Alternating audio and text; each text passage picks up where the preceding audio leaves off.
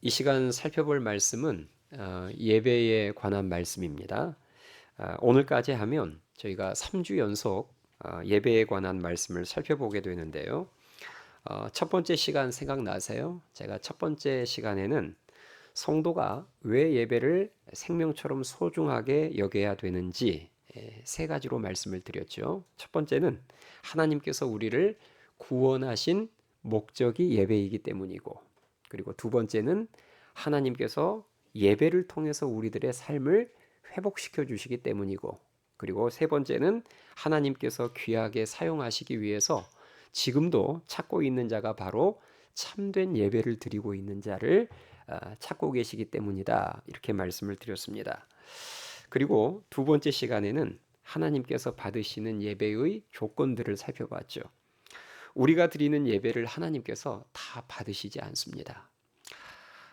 받으시는 예배도 있고 또 받지 않으시는 예배도 있는데요.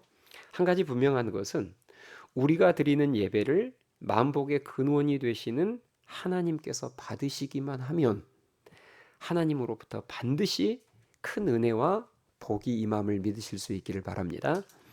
자, 그렇다면 하나님께서 받으시는 예배의 조건이 무엇이었습니까? 첫 번째로 예수님을 믿고 영접한 누가 드리는 예배라야? 하나님의 자녀가 드리는 예배라야 받으신다. 그렇게 말씀드렸고요. 두 번째로는 진리의 말씀이 선포되는 예배를 받으시고, 세 번째로는 주님을 철저하게 의지하며 드리는 예배, 즉 예수님 보혈의 공로를 의지하고 그리고 성령님을 의지할 때 우리는 하나님 만나는 예배, 하나님 받으시는 예배를 드릴 수 있습니다. 그리고 네 번째로는 하나님을 경외함이 있는 예배를 받으십니다. 우리가 하나님을 경외할 때 나타나는 여러 가지 모습이 있는데요. 그 대표적인 모습 중 하나가 바로 크고 두려우신 하나님 앞에서 예의를 지키는 것이다. 이렇게 제가 말씀을 드렸죠. 다섯 번째로는 감사의 마음이 담겨 있는 예배를 하나님께서는 기쁘게 받으시는데, 우리에게 진심 어린 감사의 마음이 없으면 그러면 어떤 예배를 드리게 된다고 했죠? 형식적인 예배, 그리고 인색한 예배를 드리게 된다고 말씀을 드렸습니다. 최소한의 예배만 드리려고 하는 것이죠. 그리고 여섯 번째로는 회개의 열매가 있는 예배를 하나님께서 기뻐 받으신다. 이렇게 말씀을 드렸습니다. 이스라엘 백성들이 회개 없는 형식적인 제사만을 반복했을 때 하나님께서는 그 제사를 헛된 제사라 이렇게 말하셨어요. 이사야서 1장에서 그런 헛된 제사, 그런 헛된 기도 나는 받지 않겠다. 너희는 내 마당만 밟을 뿐이다. 이렇게 책망하셨죠. 자, 오늘 이 시간에는 지난 시간에 이어서 하나님이 받으시는 예배의 조건을 조금 더 살펴보고, 그리고 이제 오늘 우리가 살펴볼 내용은 하나님이 받으시는 예배를 우리가 드렸을 때 그때 어떤 일들이 우리들에게 일어나는가, 요걸 좀 살펴보려고 합니다. 자, 하나님께서 받으시는 예배의 조건, 지난 시간에 제가 말씀드린 예배의 조건 마지막이 뭐였다고요? 회개였어요. 자, 우리가 예배 때 진정한 회개의 역사를 경험하기 위해서는 이 말씀을 어떤 자세로 듣느냐가 굉장히 중요합니다. 지난주 금요일이 무슨 날이었을까요? 종교개혁 기념일이었습니다. 1517년 10월 31일 마틴 루터가 95개 조항의 반박문을 통해서 당시 로마 캐톨릭의 죄악과 문제점을 지적했을 때 로마 캐톨릭이 할 수 있는 반응은 크게 두 가지였습니다. 루터의 지적을 받아들여서 면죄부 판매를 중단하는 회개를 하든지, 아니면 자신들의 죄를 지적하는 루터를 죽이든지, 둘 중 하나예요. 결과는 아시죠? 로마 캐톨릭은 루터를 죽이는 쪽을 택했습니다. 왜냐하면 자신들이 변화될 생각이 없으니까요. 이렇듯 하나님의 진리의 말씀이 선포되면 반드시 죽음의 현상이 나타납니다. 그 말씀으로 나를 죽이면서 회개를 하든지 아니면 그 말씀을 죽이든지, 둘 중 하나예요. 예수님께서 이 땅에 오셔서 진리의 말씀으로 유대 종교 지도자들의 외식과 교만과 죄악을 날카롭게 지적하셨을 때 그들이 할 수 있는 반응도 크게 두 가지였습니다. 말씀 앞에서 나를 십자가에 못 박는 회개를 하든지, 아니면 말씀을 전하시는 예수님을 십자가에 못 박든지. 아시는 것처럼 그들은 후자를 택했습니다. 내가 죽고 예수님이 사는 것을 체험하는 것이 예배인 줄 믿습니다. 우리가 예배를 통해서 하나님의 말씀을 듣잖아요. 지금 여러분이 하나님의 말씀을 듣고 있어요. 예배를 통해서 하나님의 말씀을 들으면 그 말씀이 내 안에 있는 죄와 충돌합니다. 바로 받아들여지지 않아요. 우리는 뼛속 깊이 죄인들이에요. 죄인들은 의로운 하나님의 말씀을 들으면 일단 거기에서 충돌이 반드시 일어납니다. 진리의 말씀이 내 잘못된 생각과 충돌하고, 내 고집과 충돌하고, 나의 교만과 충돌하고, 나의 의와 충돌하고, 나의 욕심과 충돌하고, 나의 영적인 게으름과 충돌합니다. 그때 우리가 말씀 앞에서 나를 죽이면 그것이 회개예요. 그것이 진정한 예배의 모습인데 우리는 말씀을 죽여버릴 때가 많습니다. 내가 죽을 마음이 없으니 결국은 말씀을 죽여버리는 거예요. 말씀에 순종할 마음이 없으니 기가 막히게 자기의 상황을 합리화해서 말씀을 패스해버립니다. 또 도리어 목사님을 지적해요. 목사님의 설교에 문제가 있다. 목사님의 가르침에 문제가 있다. 우리에게 순종할 마음이 없으면 저 말씀을 없애거나 말씀을 뜯어고치고 싶은 거예요. 유대 종교 지도자들이 그랬습니다. 예수님이 전한 진리의 말씀이 잘못됐다고 했어요.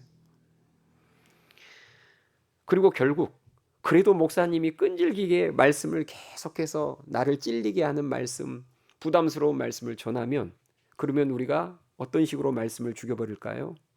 결국은 부담 없는 설교, 내가 듣기 원하는 말만 해주는 교회로 옮겨버립니다. 그게 말씀을 죽이는 거예요. 그러니 예배를 반복해서 드려도 회개의 열매가 있을 수가 없고 신앙의 성장도 있기가 어렵습니다. 하나님께서 받으시는 예배의 조건 여섯 번째를 제가 아까 방금 회개라고 말씀을 드렸는데 또 하나의 조건이 있다면 그것은 관계입니다.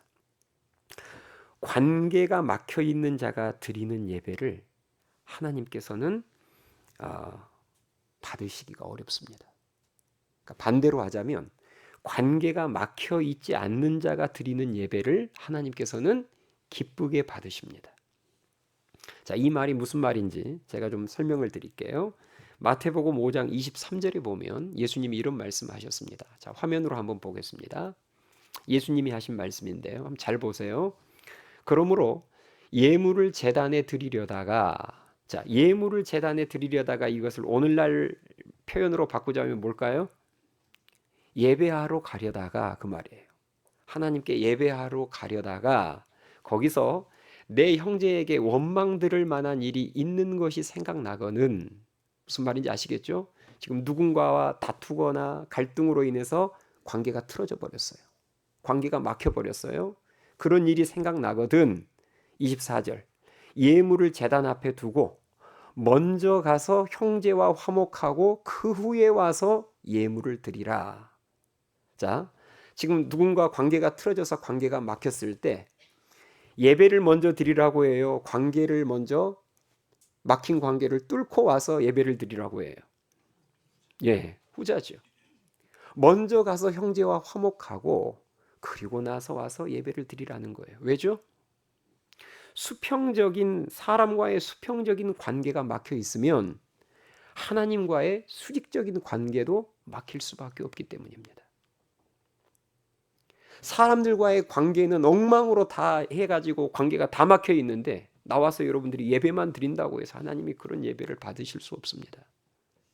그래서 예수님께서는 먼저 가서 막힌 관계부터 해결하고 그리고 나한테 와서 예배 드리라는 거예요.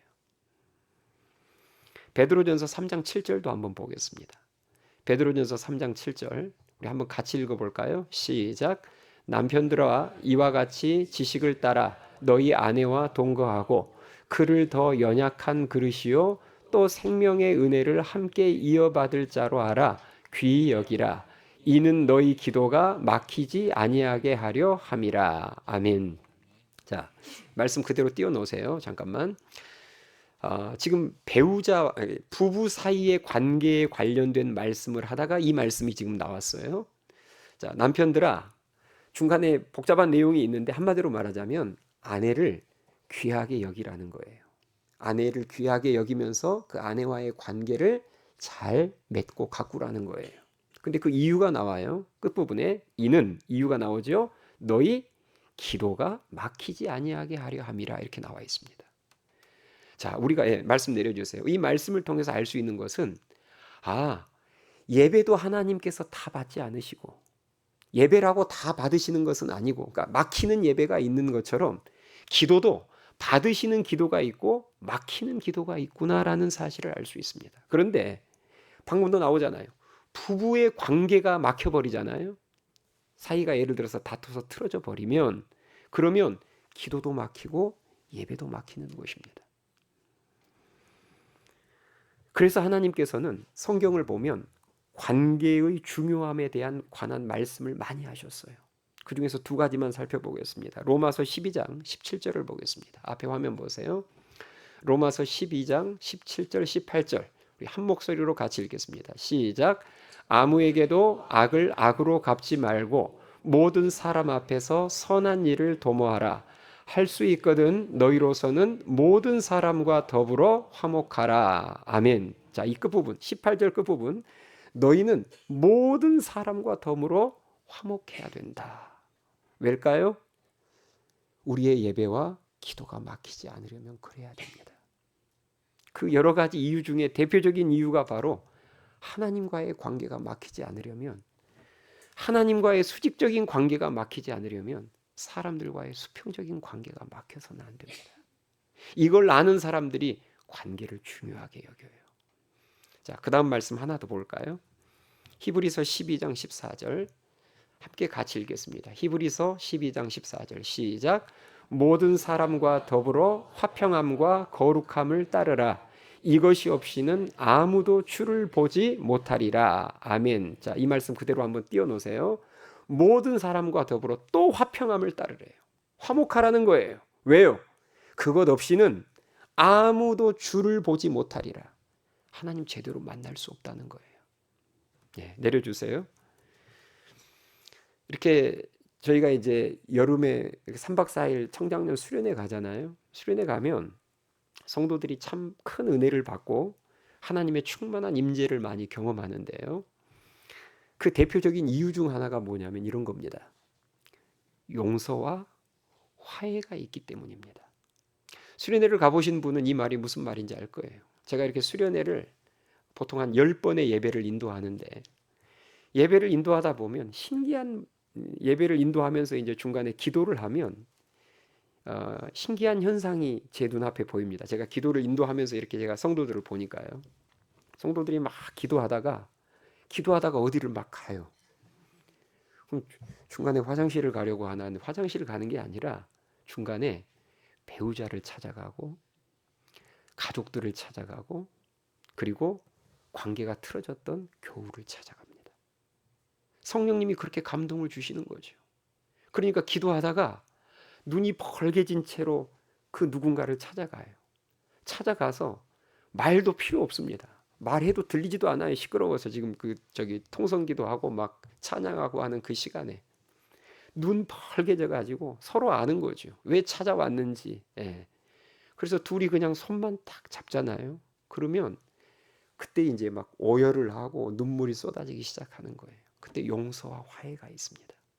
그 용서와 화해가 있을 때 하늘의 문이 확 열리면서 우리의 예배가 드디어 하나님께 올라가기 시작하고 그러면서 놀라운 성령의 임재가 그 영혼들을 뒤덮기 시작합니다. 그러면서 놀라운 역사들이 은혜의 역사들이 일어나는 거예요. 그러므로 우리가 하나님 받으시는 예배를 드리기 위해서는 주위 사람들과의 관계를 소중하게 여기셔야 되고 틀어지고 막힌 관계가 있다면 그 관계부터 회복하실 수 있기를 주님의 이름으로 축원합니다. 그것 없이는 주를 볼 수 없습니다. 자, 그렇다면 지금부터 살펴볼 것은 우리가 하나님 받으시는 예배를 드렸을 때 어떤 일들이 우리들에게 일어날까? 이게 중요하겠죠. 예, 하나님 받으시는 예배를 드릴 때 나타나는 일들이 있어요. 현상들, 증상들이 있습니다. 그걸 알게 되면 지금 요즘 내가 드리는 예배를 하나님이 받으시는지 받지 않으시는지를 대충 알 수 있겠죠. 자, 우리가 하나님께서 받으시는 예배를 드렸을 때 첫 번째로 나타나는 증상, 현상, 뜨거움입니다. 하나님께서 우리의 예배를 받으시면 성령의 불이 우리의 마음 가운데 임해서 냉랭했던 가슴이 뜨거워지고 눈시울이 눈물로 뜨거워집니다. 우리가 구약 성경을 보면 하나님께서 이스라엘 백성들이 드리는 제사를 기쁘게 받으셨을 때 내가 너희의 지금 제사를 기쁘게 잘 받았어 하는 증표로 주시는 대표적인 현상이 뭘까요? 하늘에서 불을 내려주시는 것이었어요. 그래서 제물을 태우시는 것이었죠. 첫 번째 불이 레위기 9장에 나옵니다. 성막이 완성되었을 때 초대 대제사장인 아론이 그 성막에서 첫 제물을 하나님께 바칠 때 하나님께서는 하늘에서 불을 내려서 제물을 태우셨습니다. 불을 내려서 제물을 태우셨다는 말은 너희들이 내 명령대로 만든 성막과 지금 드리는 제사를 내가 기쁘게 받았다는 증표였어요. 두 번째 불이 역대상 21장에 나오는데요. 다윗이 오르난 타작마당을 사서 제사를 드렸을 때 하나님께서 번제단에 불을 내려서 응답하셨습니다. 세 번째 불이 역대하 7장에 나오는데 솔로몬이 성전을 다 건축한 후에 온 백성이 지켜보는 앞에서 제사를 드릴 때 하나님께서 불을 내려서 제물을 받으셨고요. 네 번째 불이 오늘 본문 말씀에 나옵니다. 갈멜산에서 엘리야 선지자가 무너진 제단을 수축하고 제사를 드렸을 때 하나님께서 불을 내려주셨어요. 자, 한번 확인해 보겠습니다. 오늘 본문 36절을 보겠습니다. 오늘 본문 36절 말씀. 자, 36절. 잘 보세요. 36절입니다. 저녁 소제 드릴 때에 이르러 선지자 엘리야가 나아가서 말하되 아브라함과 이삭과 이스라엘의 하나님 여호와여 주께서 이스라엘 중에서 하나님이신 것과 내가 주의 종인 것과 내가 주의 말씀대로 이 모든 일을 행하는 것을 오늘 알게 하옵소서. 한 절 건너뛰고 38절을 같이 읽겠습니다. 38절 시작. 이에 여호와의 불이 내려서 번제물과 나무와 돌과 흙을 태우고 또 도랑의 물을 핥은지라. 아멘. 네. 자, 이처럼 엘리야 선지자가 갈멜산 위에서 하나님께 제사를 드렸을 때 하나님께서 불을 내려서 번제물을 태우셨다. 이렇게 나와 있습니다. 이처럼 불은 구약 시대 하나님께서 그 제사를 받으셨다는 대표적인 증거였는데요. 신약 시대인 오늘날도 우리가 하나님이 기뻐 받으시는 예배를 드리면 우리 마음 가운데 성령의 불이 임합니다. 그 성령의 불이 임한다는 말은 성령의 임재로 충만해진다는 말이에요. 성령의 임재로 우리의 마음이 충만해지면 우리의 냉랭했던 가슴이 다시금 뜨거워지고 눈시울이 눈물로 뜨거워집니다. 요한계시록 3장을 보면 예수님께서 라오디게아 교회에게 하신 말씀이 나오는데요. 라오디게아 교회 성도들에게 하나님께서 하셨던 그 대표적인 지적이 뭐냐면 너희의 신앙은 너무 뭐하다? 미지근하다는 거예요. 차지도 뜨겁지도 않고 너희들은 왜 그렇게 미지근하니? 라오디게아 교회 성도들의 신앙이 왜 그렇게 미지근했을까요? 회개가 없는 예배, 하나님 받으실 수 없는 예배를 드리고 있었기 때문입니다. 그래서 그들의 신앙은 늘 미지근할 수밖에 없었고, 그래서 그런 라오디게아 교회를 향해서 주님이 하셨던 대표적인 책망이 뭐였냐면 회개하라, 열심을 내라였습니다. 그러겠죠. 형식적인 예배를 반복해서 드리는데 무슨 회개가 있겠으며 무슨 뜨거움과 열정이 있겠습니까? 열심히 있을 수 없죠. 요즘 내가 예배를 드려도 요즘 여러분들이 예배를 이렇게 드려도 예배를 드리고 나도 가슴이 여전히 냉랭하고 예배의 자리에서 뜨거운 눈물을 흘려본 지가 너무 오래됐다면 요즘 내가 드리고 있는 예배가 하나님께 올라가지 않고 있을 확률이 매우 높습니다. 바라기는 하나님이 받으시는 예배, 성령의 임재가 충만한 예배를 회복하셔서 다시금 우리의 가슴과 눈시울이 은혜 가운데 뜨거워지는 역사가 있기를 주님의 이름으로 축원합니다. 하나님께서 받으시는 예배를 드릴 때 우리들에게 또 어떤 일들이 일어날까? 변화와 회복의 역사가 일어납니다. 예배 가운데 성령의 불이 임하면, 하늘의 큰 은혜가 임하면 가장 먼저 내 마음부터 변해요. 가장 먼저 뭐부터 바뀐다고요? 내 마음부터 변화되고 회복됩니다. 예배를 드리기 전까지만 해도, 예배에 나오기 전까지만 해도 근심과 걱정과 불안과 우울함과 두려움으로 가득했던 마음이 그 한 번의 예배를 통해서 예배 마치고 돌아갈 때는 마음속에 기쁨과 소망과 감사와 평안이 넘치는 마음으로 바뀌게 됩니다. 아마 지금 이 자리에서 예배드리는 여러분들은 지금 방금 제가 말씀드린 이 역사를, 예배 한 번으로 내 마음이 뒤바뀌는 역사를 다 한 번쯤은 경험해 보셨을 거예요. 예배를 통해서 우리들의 마음만 바뀌는 것은 아니고요, 우리들의 삶도 바뀝니다. 이것이 앞에서 말씀드린 회개죠. 회개가 아름다운 변화이자 삶의 진정한 회복 아니겠습니까? 예배 한 번 잘 드리면 예수님을 영접해서 하나님의 자녀로 신분이 바뀌어버립니다. 새생명 축제 때 그런 일들이 일어나잖아요. 예배 한 번으로, 그 예배 한 번 잘 드리면 예수님을 영접해서 신분이, 하나님의 자녀로 신분이 한순간에 바뀌어요. 인생의 종착지가 천국으로 바뀝니다. 예배 한 번을 통해서. 예배 한 번 잘 드리면 다투었던 배우자와의 관계가 회복되기도 합니다. 예배 드리기 전에 1라운드 뛰고, 집에서 1라운드 뛰고, 이거 예배 나가야 되냐 말아야 되냐 하고 나와서 배우자와 적당한 거리를 두고, 꼴도 보기 싫은 사람 지금 옆에 앉혀놓고 마음이 불편해서 예배를 드렸는데, 그 예배 가운데 하나님의 충만한 임재가 임하면 돌아갈 때는 손잡고 돌아가는 역사가 있어요. 아마 이 중에서 경험해 보신 분들이 있을 겁니다. 또 예배 한 번 잘 드리잖아요. 그러면 하나님과의 관계가 회복되면서 우리의 신앙과 삶이 변화됩니다. 오늘 본문에 그런 장면이 나와요. 자, 엘리야가 제사를 드리던 요 지금 열왕기상 18장 배경 당시 이스라엘 백성들의 신앙이 좋았을까요? 바닥을 치고 있었을까요? 바닥을 치고 있었습니다. 안 좋은 정도가 아니라 우상 숭배가 만연된, 그래서 우상 숭배에 열중했던 삶을 살고 있었어요, 이스라엘 백성들이.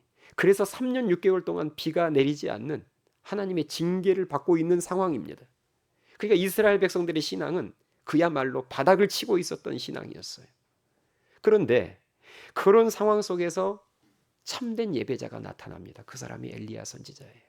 이 엘리야 선지자가 그 지금 바닥을 치고 있는 이스라엘 백성들, 그 차갑고 냉랭한 가슴들이 지켜보는 가운데 하나님 앞에 예배를 드렸고, 하나님께서 불을 내려서 그 제사를 받으셨을 때 그 광경을 지켜보던 이스라엘 백성들의 입에서 놀라운 고백이 터집니다. 어떤 고백이 터지느냐 한번 봅시다. 39절 말씀, 오늘 본문 39절 말씀을 함께 읽겠습니다.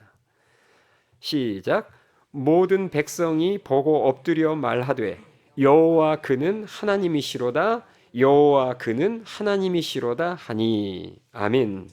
할렐루야. 예배를 통해서 살아계신 하나님을 만나니까 영적으로 바닥을 기고 있었던 이스라엘 백성들의 입술에서 시키지도 않았는데 자연스럽게 여호와 그는 하나님이십니다, 여호와 그는 하나님이십니다. 이게 바로 변화와 회복이죠. 입술의 고백이 완전히 달라지는 거예요. 예배에서 가장 큰 비중을 차지하는 순서가 어떤 순서죠?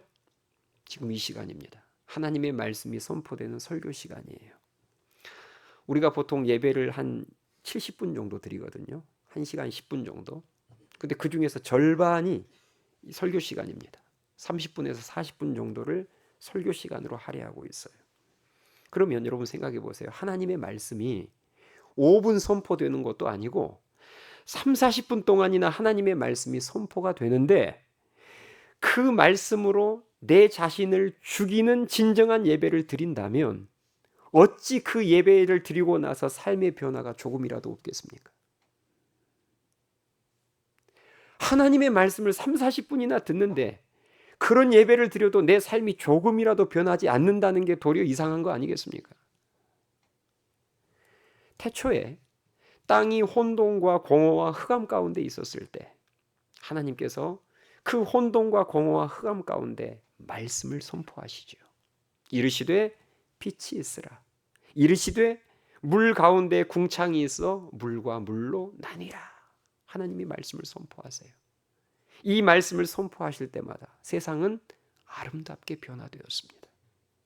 이것이 하나님의 말씀을 받고 순종할 때 나타나는 모습이에요. 바라기는 하나님이 받으시는 예배를 드리심으로 예배 때마다 말씀을 통하여 놀라운 회복과 변화를 경험하실 수 있기를 주님의 이름으로 축원합니다. 우리가 하나님이 받으시는 예배를 드리면 또 어떤 일이 일어나느냐? 우리 삶의 문제가 해결되는 역사들도 일어납니다. 자, 우리가 사실 문제를 하나 해결하기 위해서 예배드리는 것은 아니거든요. 맞죠? 네. 문제를 해결하기 위해서 예배드리는 건 아니에요. 그러나 하나님이 기뻐 받으시는 예배를 드리면, 우리가 하나님을 깊이 있게 만나는 예배를 드리면 하나님께서 우리의 삶의 문제를 해결해 주시는 그런 은혜를 주실 때가 많습니다. 이것은 기대하지 않았던 은혜인 거죠. 삶의 문제 해결하려고 예배드리진 않았는데 내가 하나님 받으시는 예배를 드리면 하나님의 은혜가, 충만한 은혜가 임하면서 구하지도 않았던 삶의 문제들이 해결되기도 하더라는 거예요. 사무엘상 7장을 보면 블레셋 군대가 이스라엘을 쳐들어오는 그런 사건이 기록이 되어 있습니다. 자, 막강한 군대력을 갖췄던 블레셋 군대가 이스라엘을 쳐들어왔을 때 이스라엘은 굉장히 큰 위기의 상황이잖아요. 그때 사무엘 선지자가 뭘 했느냐? 그 위기의 상황 속에서 새끼 양 한 마리를 가져다가 하나님께 온전한 번제를 드립니다. 성경을 보면 그냥 번제라고 나와 있지 않아요. 온전한 번제라고 기록이 되어 있습니다. 그 말은 무슨 말일까요? 온전한 번제라는 것은 하나님이 받으시는 예배를 드렸다는 거예요. 기뻐 받으시는 예배를 드린 거예요. 그러자 어떤 일이 일어납니까? 하나님께서 그 사무엘 선지자가 드리는 번제를 받으시고 큰 은혜를 베풀어 주시는데 하늘에서 큰 우레를 발하여서 블레셋 군대를 물리쳐 주셨음을 믿으실 수 있기 바랍니다. 그러니까 사무엘과 이스라엘 백성들 입장에서는 예배 한 번 잘 드렸는데 그 예배를 통해서 하나님께서 은혜를 주셔서 전쟁이라는 그 큰 문제가 순식간에 해결되었다는 말이에요. 솔로몬도 마찬가지입니다. 솔로몬이 1,000번제 드렸거든요. 생각해 보세요. 솔로몬이 1,000번제 드릴 때에 하나님께 뭘 원하고 드렸던 게 아닙니다. 그분은 경배받으시기에 합당한 분이시기 때문에 그 하나님을 사랑하는 마음으로 1,000번제를 자원해서 드렸어요. 그런데 하나님께서 그 1,000번제를 기쁘게 받으시고 솔로몬에게 놀라운 뭘 선물로 주셨죠? 지혜를 선물로 주셨습니다. 솔로몬의 입장에서 보면, 왕인 솔로몬의 입장에서 보면 백성들을 재판하는 것이 늘 어려운 문제였어요. 그런데 그 문제를 예배드리다가 해결받게 된 것입니다. 맞죠? 예배드리다가 해결받게 된 거예요. 그 골치 아픈 문제를. 그리고 오늘 본문에서도 하나님께서 엘리야가 갈멜산에서 드렸던 제사를 받으시고 갈멜산에서 올려드린 기도를 받으시고 나서 큰 비를 내려주시사 가뭄이라는 문제를 해결해 주셨음을 믿으실 수 있기 바랍니다. 예배를 통해서 일어난 역사예요. 우리 지난 여름에 청장년 수련회하고 끝나자마자 변화라는 주제로 특별 새벽기도 했잖아요. 수련회하고 특별 새벽기도 하면서 제가 성도들에게 이런저런 간증들을 많이 들었는데요. 실제 앞에 나와서 하기도 하고 또 개인적으로 제가 들은 간증도 있고. 근데 이런 간증을 제가 수련회 끝나고 나서 들었습니다. 한 두 가정으로부터 이 비슷한 간증을 두 가정으로부터 들었어요. 수련회 가면 우리가 10번의 예배를 연달아서 드립니다. 3박 4일 동안 10번의 예배를 드리는데 10번의 예배를 드리면서 집 문제를 잊고 있었다는 거예요. 어느 순간 수련회 가서 이제 그 예배에 집중하다 보니까 지금 집 문제가 있는 것을 잊고 있었다는 거예요. 그리고 그걸 사실 기도하려고 했는데 막상 수련회 가니까 그 기도는 안 되고 다른 기도만 엄청 하다가 이제 수련회 끝나니까 집에 돌아온 거예요. 돌아왔더니 그 집 문제가 해결되어 있더라는 거예요. 자연스럽게. 제가 그 간증을 들었거든요. 목사님, 저희가 수련회 가서 집 문제 해결해 달라고 기도한 적도 없는데 가서 그냥 예배 드리고 왔는데 그런데 문제가 자연스럽게 해결되어 있다는 그 간증을 제가 한 2가정으로부터 들었습니다. 2021년 코로나가 한창 유행이었을 때 2021년이면 코로나 유행 2년 차 때입니다. 가장 확진자도 많이 나오고 분위기도 안 좋았을 그때에 저희들이 하늘씨앗교회 15년 역사상 그 해만 현장 수련회를 할 수가 없었어요. 여름 수련회를. 근데 제가 수련회를 포기할 수는 없어서 제가 그때 성도들에게 제안했습니다. 온라인으로라도 저는 하겠습니다. 생각나시죠? 네. 한여름밤의 은혜. 그래서 제가 그때 온라인으로 예배를 5번 예배를 준비했어요. 네. 다윗을 주제로. 그래서 사실 대부분 사실 그때 수련회를 꿈꿀 수도 없었던 그 살벌한 분위기 속에서 제가 온라인으로 성도들하고 함께 5번 예배를 드리는 중에 놀라운 역사가 일어났습니다. 그 5번 예배를 드리는 그 중에 부동산으로부터 전화가 왔어요. 목사님 예배당 앞에 자리가 나왔습니다. 드디어 자리가 나왔습니다 하고 부동산 사장님으로부터 전화가 왔어요. 인터넷에 매물 올리기 전에 목사님에게 먼저 전화를 드렸습니다. 사실 저희들이 코로나 터지기 직전에 우리 교회의 최대의 문제가 비좁은 예배당 문제였거든요. 그런데 코로나가 터지니까 저는 사실 코로나가 터진 이후로 예배당 문제를 기도해 본 적이 없습니다. 자연스럽게 코로나 때문에 예배당 문제가 해결돼 버렸어요. 성도들이 나오지를 못하는데 저는 사실 기도한 적이 없습니다. 코로나 이후부터는 예배당 문제를 기도한 적이 없어요. 그런데 하나님께 그 코로나 중에도 하나님 앞에 어찌됐건 수련회를 하면서 하나님 앞에 5번의 예배를 드릴 때 생각하지도 않았던 문제를 하나님이 해결해 주셨음을 믿으실 수 있기 바랍니다. 바라기는 하나님께서 받으시는 예배를 드리심으로 그 예배를 통해 부어주시는 은혜 가운데 삶의 문제들이 하나 둘씩 해결되는 그 역사가 여러분들의 삶 가운데 넘치기를 주님의 이름으로 축원합니다. 자, 우리가 하나님 받으시는 예배를 드릴 때 또 어떤 일들이 일어나느냐? 마지막입니다. 하나님이 받으시는 예배를 드리잖아요. 그러면 그때부터는 예배가 부담이 아니라 큰 기쁨이 됩니다. 하나님이 받으실 수 없는 예배를 드리면 예배는 지루하고 부담이에요. 그러나 내가 드디어 하나님과 소통하고 그리고 하나님이 받으시는 예배를 드리면 그러면 그때부터는 예배가 큰 기쁨이 되면서 또다시 예배 드리고자 하는 갈망이 생겨납니다. 자, 여러분 우리가 진짜 예배를 제대로 드리고 예배 가운데 하나님을 제대로 만나는 그 진짜 하나님이 받으시는 예배를 드리면 예배에 대한 갈급함이 더 커지면서 뒤돌아서면 또다시 얼른 예배 드리고 싶은 생각이 드는 거예요. 그래서 주일 밤 예배도 나오게 되고 수요 밤 예배도 나오게 되고 새벽 기도에도 나오게 되고 계속 예배 드리고 싶은 거예요.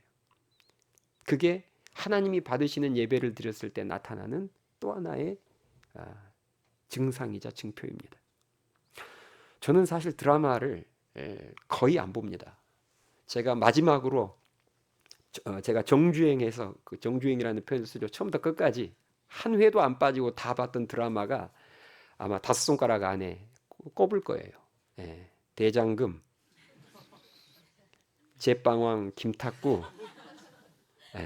그리고 미생, 제 기억이 한 요 정도입니다. 근데 그래서 저는 사실 드라마를 지금도 거의 보지 않습니다. 오징어 게임이 떴다 해도 사실 볼 시간도 없고 보지도 않습니다. 그런데 드라마를 여러분들이 제대로 보잖아요. 진짜 드라마를 여러분들이 제대로 보면 어떤 현상이 나타나는 줄 아십니까? 진짜 드라마와 제대로 만남을 가지면, 자, 드라마가 딱 끝났어요. 끝나자마자 무슨 생각이 들까요? 빨리 다음 회를 보고 싶다. 이게 만약에 주말 드라마라면 빨리 한 주가 지나서 빨리 그 다음 편을 보고 싶은 거예요. 이게 드라마를 제대로 만난 자의 바른 반응이 맞습니다. 그런데 이제 저처럼 드라마를 멀리하거나 드라마를 볼 시간에 졸거나 딴짓하고 있던 사람들은 드라마가 끝나면 다음 회를 보고 싶다 이런 생각 들지 않습니다. 한 주가 빨리 지났으면 좋겠다 이런 생각 들지 않아요. 갈망이 생길 수가 없어요. 왜요? 드라마를 제대로 못 만났으니까요. 우리가 하나님이 받으시는 예배를 드리면, 하나님과 깊은 만남이 있는 예배를 드리면 반드시입니다. 예배를 향한 더 큰 갈급함이 생겨남을 믿으실 수 있기 바랍니다. 그 역사가 우리 모두에게 있어야 되지 않겠어요? 오늘 말씀을 정리하겠습니다. 우리가 하나님 기뻐 받으시는 예배를 드릴 때 어떤 일들이 일어나느냐? 먼저는 성령의 불이 우리 마음 가운데 임해서 냉랭했던 가슴이 뜨거워지고, 그리고 눈물로 눈시울이 뜨거워지는 역사가 일어납니다. 그리고 예배 가운데 임하는 그 은혜와 진리의 말씀으로 인해서 우리의 마음이 변화되고 삶이 회복되는 역사가 일어나고요. 삶의 문제들도 해결되는 은혜가 임합니다. 그리고 무엇보다 예배가 큰 기쁨이 되면서 예배에 대한 더 큰 갈급함이 생겨나요. 바라기는 한 해의 끝자락에 여러분 무엇보다도 예배를 꼭 회복하셔서 놀라운 변화와 회복과 문제 해결과 거룩한 갈망의 역사가 우리들의 삶 가운데 넘치기를 주님의 이름으로 축원합니다. 찬양하시겠습니다.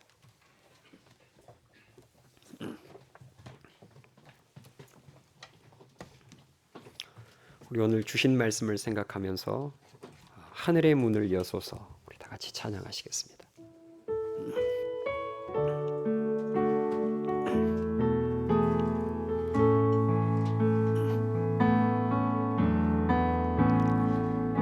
하늘의 문을 여소서